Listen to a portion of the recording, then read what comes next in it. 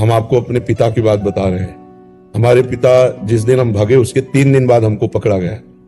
खोजबीन सब शुरू हुई तो 3 दिन बाद पकड़ा गया कि एक गोरा लड़का है वहां जंगल में देवी के मंदिर में रह रहा है।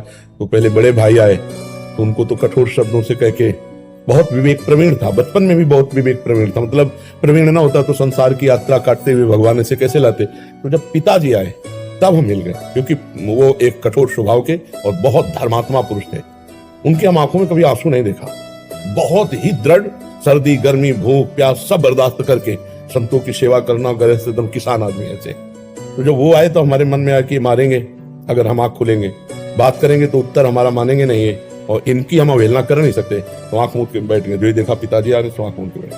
वो नजदीक आए अपने स्वभावश, उठ खड़ा हो, नहीं खड़े, खड़ा हो, नहीं खड़े।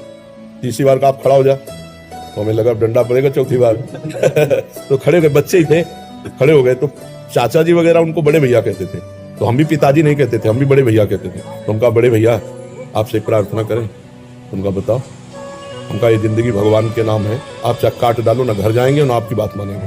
तो हम उनकी कृपा की बात बता रहे, एकदम चैप्टर बदल गया, जैसे भगवान की कृपा ना उनका सच्ची, हमका आपसे सच्ची बात करें, घर नहीं जाओगे, कभी जिंदगी में ब्याह नहीं करोगे, पूरे खड़े हो गए, खड़े हो ऐसी छाती से लगाया, राम राम राम 3 बार राम राम राम ऐसे कहा। जाओ, अगर ऊसर में भी बैठोगे तो फूलों की वर्षा हो, जाओ, जिंदगी में कभी तुम्हारा कोई बाल बाका नहीं। पर एक बात ध्यान रखना, अगर आप बाबाजी बनते हो तो हमारा आशीर्वाद, ऊसर में भी बैठोगे तो फूल बरसेंगे, और जिंदगी में कोई बाल बांका तुम्हारा निकल सकता।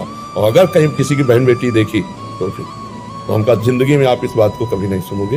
वो तो पधार गए, कई वर्ष हो गए उनको पधारे हुए, पर उनका आशीर्वाद, माता पिता का आशीर्वाद भगवान का आशीर्वाद होता है।